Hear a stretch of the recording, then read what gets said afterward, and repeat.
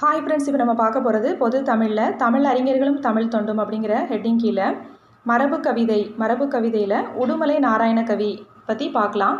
உடுமலை நாராயண கவி பகுத்தறிவு கவிராயர் என்று தமிழக மக்களால் அழைக்கப்படுபவர் உடுமலை நாராயண கவி. பகுத்தறிவு கவிராயர் என்று தமிழக மக்களால் அழைக்கப்படுபவர் உடுமலை நாராயண கவி. பக்தி முக்கியம் அந்த காலம், படிப்பு முக்கியம் இந்த காலம் என்ற பாடல் வரியினை பாடியவர் உடுமலை நாராயண கவி. பக்தி முக்கியம் அந்த காலம், படிப்பு முக்கியம் இந்த காலம் இந்த பாடல் வரிகளை பாடியவர் உடுமலை நாராயண கவி. பகுத்தறிவு கவிராயர் என்று அழைக்கப்படுபவர் உடுமலை நாராயண கவி. மழை வரும் என்று மந்திரம் செபிச்சது அந்த காலம், அது மலையை போலவே வைக்கவே எந்திரம் வந்தது இந்த காலம். அதாவது அந்த காலம் இந்த காலம் அப்படிங்கிற ஹெட்டிங் கீழே எழுதியிருப்பார். மழை வரும் என்றே மந்திரம் ஜபிச்சது அந்த காலம், அது மலையை பொழிய வைக்கவே எந்திரம் வந்தது இந்த காலம் என்ற பாடலை பாடியவர் உடுமலை நாராயண கவி.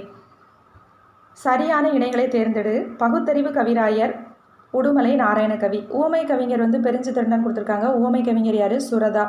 காந்திய கவிஞர் வே ராமலிங்கம், கரெக்டு. புரட்சி கவிஞர் யார்? பாரதி தாசன். இங்கே தாராபாரதி கொடுத்துருக்காங்க, அது தப்பு. நமக்கு சரியான இணை, அப்போ 1 மற்றும் 3 சரி. பகுத்தறிவு கவிராயர் என்று தமிழக மக்களால் அழைக்கப்படுபவர் உடுமலை நாராயண கவி. பகுத்தறிவு கவிராயர், அதே கொஸ்டின் மறுபடியும் ரிப்பீட் ஆகிருக்குது.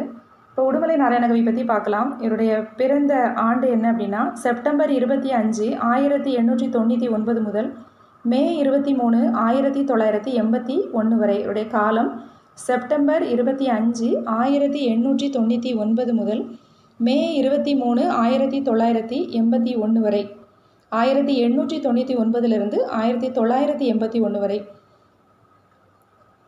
இவர் பிறந்தது பார்த்தோம் அப்படின்னா திருப்பூர் மாவட்டத்தில் உள்ள உடுமலைப்பேட்டை வட்டத்தில் உள்ள பூவிளைவாடி என்னும் பூளவாடி சிற்றூரில் கிருஷ்ணசாமி முத்தம்மாள் இணையருக்கு மகனாக பிறந்தார். இவருக்கு பெற்றோரிட்ட பெயர் நாராயணசாமி என்பதாகும்.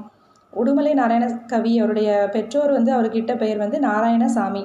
அவருடைய பெற்றோர் யார்? கிருஷ்ணசாமி முத்தம்மாள். ஊர் உடுமலைப்பேட்டை வட்டத்தில் உள்ள பூவிளைவாடி என்னும் பூளவாடி சிற்றூர். 1933 திரைப்படங்களுக்கு பாடல் எழுத ஆரம்பித்தார். ஆரம்பத்தில் ஆன்மீக பாடல்களை எழுதிய நாராயணகவி மகாகவி பாரதியாரின் நட்புக்கு பிறகு பாமர மக்களிடையே விழிப்புணர்வை ஏற்படுத்தும் வகையில் சமுதாய பாடல்களை எழுதி அதன் மூலம் சீர்திருத்த கருத்துக்களை பரப்பினார்.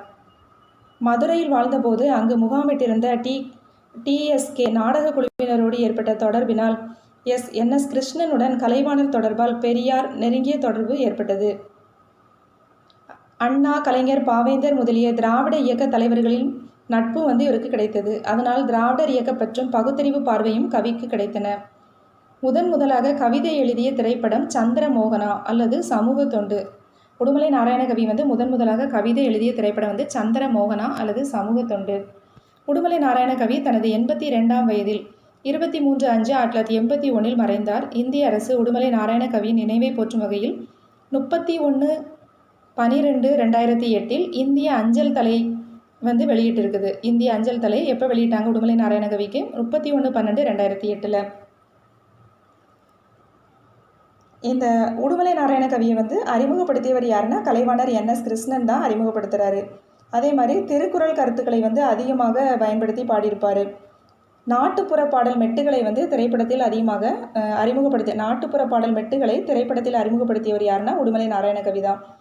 இவர் எழுதிய பாட்டு என்ன அப்படின்னா அந்த காலம் இந்த காலம் அப்படின்னு எழுதியிருப்பார். நினச்சதையெல்லாம் எழுதி வச்சது அந்த காலம், எதையும் நேரில் பார்த்து நிச்சயிப்பது இந்த காலம், சாஸ்திரம் படைப்பது அந்த காலம், சரித்திரம் படைப்பது இந்த காலம், பக்தி முக்கியம் அந்த காலம், படிப்பு முக்கியம் இந்த காலம் அப்படின்னு பாட்டு எழுதியிருப்பார்.